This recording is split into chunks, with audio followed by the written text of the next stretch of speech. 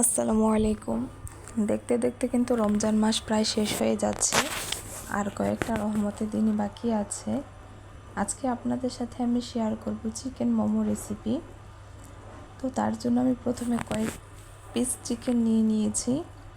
এখন কয়েক টুকরো রসুনকে আমি কুচি করে নিয়েছি, তার সাথে লেবুর রস ব্যবহার করতেছি। আমার হাতের কাছে যে কয়েকটা ইনগ্রিডিয়েন্টস ছিল, আমি সেগুলো দিয়েই চিকেন মোমো রেসিপিটা আজকে বানাবো। এই মোমোটা আমাদের বাসায় সবার অনেক বেশি পছন্দ। আমার শাশুড়ি, ওদের বাবা, আমার দেবর, আমি, সাফা মারোয়া, এক কথায় আমাদের বাসায় সবাই এটা অনেক বেশি পছন্দ করে। তো এখানে আমি চিলি ফ্লেক্স ব্যবহার করেছি, টমেটো সস এবং সয়া সস ব্যবহার করেছি। সয়া সসের মধ্যে যেহেতু লবণের পরিমাণ থাকে, তার কারণে এটা আপনারা একটু কম বেশি ব্যবহার করে নেবেন। তারপর আমি পরিমাণ মতো লবণ দিয়েছিলাম, অল্প একটু। এখন খুব সুন্দর করে এটাকে মিক্স করে নিব। এটার সাথে আমার আর কোনো কিছু ব্যবহার করার প্রয়োজন নাই। তারপর আমি যে আটা আমি আজকে একটু সেদ্ধ করে নিয়েছিলাম। নরমালি রুটি বানানোর সময় আমরা যেরকম লবণ দিয়ে পানির মধ্যে রুটির গোলাটা সেদ্ধ করে নিই, তো আমার শাশুড়ি আজকে এইভাবে আমাকে আটাটা সেদ্ধ করে দিয়েছিল। আপনারা চাইলে এখানে আটার পরিবর্তে ময়দাও ব্যবহার করতে পারবেন। আবার আপনারা চাইলে এখানে আটা বা ময়দা যেটাই ব্যবহার করবেন, সেটাই আপনাদের কাঁচা গোলাটাও বানাতে পারবেন। মানে আটা বা ময়দা একটা নেবেন, ধরেন আপনারা ময়দা নিলেন, নেওয়ার পর পরিমাণ মতো লবণ দিবেন, তারপর একটু সয়াবিন তেল দিবেন, একটু পানি দিয়ে এটাকে গোলা বানিয়ে নেবেন, এভাবেও পারবেন। আবার আমি যেরকম পানিতে এটাকে গরম করে সেদ্ধ করে নিয়েছি ওইভাবেও পারবেন।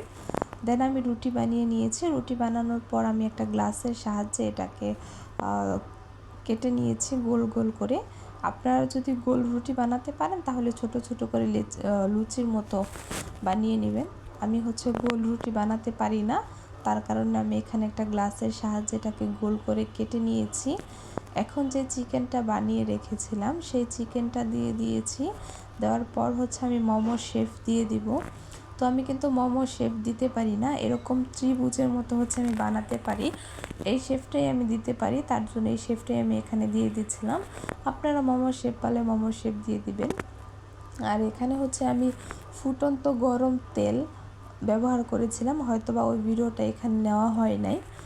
তো যখন আমি চিকেনটাকে খুব সুন্দর করে মেখে নিয়েছিলাম, তখন তেলটা গরম করে নিয়েছি, সয়াবিন তেল চুলার মধ্যে জাস্ট একটু গরম করে নিয়েছি, নেওয়ার পর চিকেনের মধ্যে দিয়ে দিয়েছিলাম।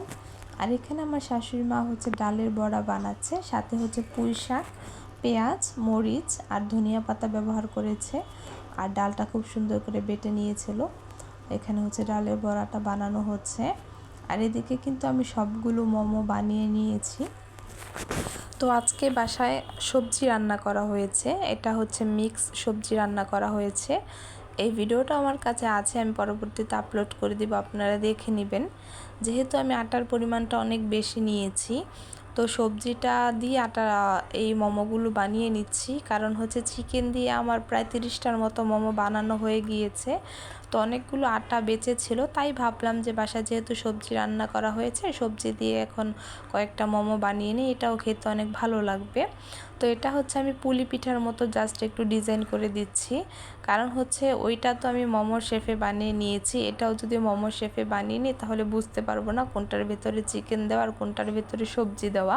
তার কারণে এটাকে আমি পুলি পিঠার মতো শেপ করে নিয়েছি, আর ওইটাকে আমি মোমোর মতো এরকম ত্রিভুজের মতো বানিয়ে নিয়েছি। আমি মোমোর শেপটা দিতে পারি না, এলোমেলো হয়ে যায় আর কেমন যেন গোল গোল হয়ে যায়, তার জন্য আর দিলাম না, দেখতে বাজে লাগবে।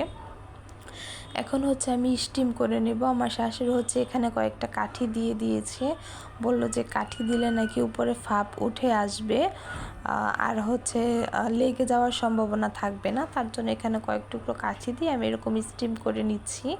আপনাদের কাছে এরকম ছিদ্রযুক্ত কোনো বাটি অথবা কোনো প্লেট যদি না থাকে, তাহলে আপনারা কেকের মতো সেদ্ধ করে নিতে পারবেন। নর্মালি পাতিলের মধ্যে পানি দিয়ে তারপর ওইটার মধ্যে আপনারা জলবিরা বলি আমরা, জলবিরাটা দিয়ে নিতে পারবেন। আর এখন আমি বানাবো চিলি অয়েল। এই চিলি অয়েলটা আমার এবং আমার শাশুড়ির অনেক বেশি পছন্দ। আমরা দুজনেই চিলি অয়েলটা অনেক বেশি পছন্দ করি। ওদের বাবা ওদের কাকাও পছন্দ করে, তবে তারা ঝালের পরিমাণটা খেতে পারে না, তার জন্য তেমন একটা বেশি খায় না, অ্যাভয়েড করে।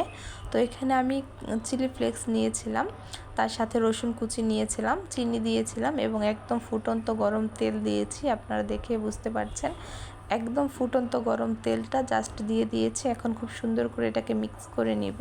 এখানে আর কোনো কিছুই দেব না, চিনিটা গলে যাওয়া পর্যন্ত এটা মিক্স করে নিতে হবে। দেন হচ্ছে আমি সবগুলো মোমোকে স্টিম করে নিয়েছি। মাশাআল্লাহ দেখতে অনেক সুন্দর লাগতেছে এবং আমরা ইফতারিতে কিন্তু এই মোমোগুলি খেয়েছিলাম। আরও আছে, বাট সবগুলো হচ্ছে প্লেটের মধ্যে জায়গা নিতে ছিল না, তার জন্য হচ্ছে ওইগুলোকে আলাদা করে রেখে দিয়েছিলাম। তার সাথে যে ডালের বড়াগুলো বানানো হয়েছে, সেই ডালের বড়াগুলো আমরা ইফতারিতে খেয়েছিলাম। আলহামদুলিল্লাহ টেস্ট কিন্তু অনেক ভালো ছিল।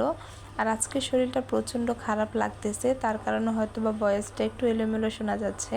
আপনারা যে আমার ভালোবাসার আপু আছেন, তারা আজকের ভয়েসটাকে অ্যাভয়েড করবেন এবং সবাই কমেন্ট বক্সে বলে